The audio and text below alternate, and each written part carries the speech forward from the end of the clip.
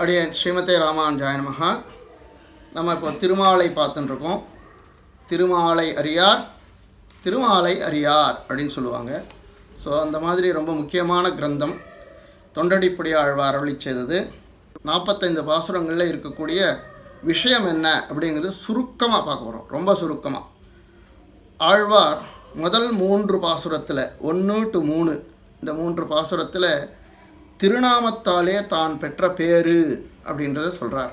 அவருக்கு ஏற்பட்ட பயன் என்ன, அவர் பெற்ற பேரு திருநாமத்தாலே பெற்றது.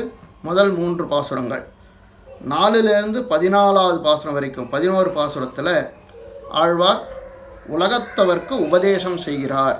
இங்கே ஆழ்வார்னா தொண்டடிப்புடி ஆழ்வார். சாதாரணமாக ஆழ்வார்னு சொன்னால் நம்ம ஆழ்வாரைத்தான் குறிக்கும். ஆனால் ஒரு கான்டெக்ஸ்டில் ஆழ்வார்னு சொல்லும்போது இப்போ தொண்டடிப்புடி ஆழ்வாரை பற்றி பேசிகிட்டு இருக்கோம். அதனால் இங்கே ஆழ்வார்னு சொன்னால் தொண்டடிப்புடி ஆழ்வாரை குறிக்கும். ஸோ அந்த 4 to 14ங்கிற பாசுரங்கள், அதாவது 11 பாசுரங்களில் உலகத்தாருக்கு உபதேசம் பண்ணுறார். 15லேருந்து 24 பாசுரங்கள் 10 பாசுரங்களில் இவருக்கு நிர்ஹேத்துகமாக இவர் பெற்ற நன்மைகளை சொல்கிறார். நிர்ஹேத்துகமான அப்படின்னால் ஒரு காரணமும் இல்லாமல் ஆழ்வார் பெற்ற நன்மைகள், ரங்கநாதன் அவருக்கு பண்ணின காரணமில்லாமல் அவர் பண்ணின கிருபைகள், அந்த கிருபை அந்த நன்மைகள் எல்லாம் 10 பாசுரங்களில் 15 to 24 சொல்கிறார். அடுத்து 25 to 34 25 to 34 10 பாசுரங்களில் தனக்கு கைமுதல் இல்லைன்னு சொல்கிறார். ஆகிஞ்சன்யம் அது இல்லை அப்படின்றார்.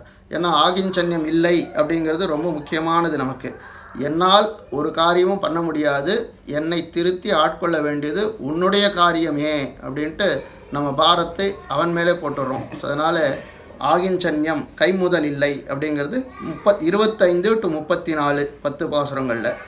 அடுத்து 35 to 38 4 பாசுரங்கள் எம்பெருமான் எப்படி இவரை அங்கீகரித்தான் அப்படின்றத சொல்கிறார். ஸோ 35 to 38 4 பாசுரங்கள். அடுத்தது 38வது பாசுரம் முக்கியமாக துவயத்தினுடைய அர்த்தத்தை எடுத்து காண்பிக்கிறார். துவயத்தினுடைய அர்த்தத்தை அவர் எடுத்து காண்பிக்கிறார். 39 to 44 அதில் அடியவர்களுடைய பெருமையை எடுத்து சொல்கிறார். அந்த அடியவர்களுடைய பெருமையை எடுத்து 39 to 44 அதில் 6 பாசுரங்களில் சொல்கிறார். 45வது பாசுரம் பலனை சொல்லக்கூடியது, பலனை சொல்லி முடிக்கிறார் 45 பாசுரத்தில். ஸோ இதில் பார்த்தோன்னா நம்ம கடைசியில் இந்த கன்க்ளூடிங் இதுதான் ரொம்ப முக்கியமாக நம்ம எடுத்துக்கணும். எப்படி எடுப்பாங்க அப்படின்னால் ஆழ்வார் அடியவர்களுடைய பெருமையை சொல்கிறதுக்காகத்தான் ரொம்ப முக்கியமாக அவர் பண்ணியிருக்கார் அப்படின்னு. ஏன்னா அதை சொல்லி தான் கன்க்ளூட் பண்ணுறார். ஏன் அடியவர்களுடைய பெருமையை சொல்கிறாருன்னா அவர் தான் தொண்டரடிப்புடி ஆழ்வார். அதனால் அடியவர்களுடைய பெருமையை உணர்ந்தவர் ஆனபடியினால தொண்டரடிப்புடி ஆழ்வார் ஆனபடியினால அவர் அடியவர்களுடைய பெருமையை கடைசி 6 பாசுரங்களில் சொல்லி பலனை சொல்லி முடிக்கிறார். ஸோ இது 1 to 45 பாசுரங்களுடைய ரொம்ப சுருக்கமாக என்ன விஷயம் இருக்குது அப்படிங்கிறது பார்த்தோம். அப்படியே ஸ்ரீமதே ராமானுஜாய நமஹ.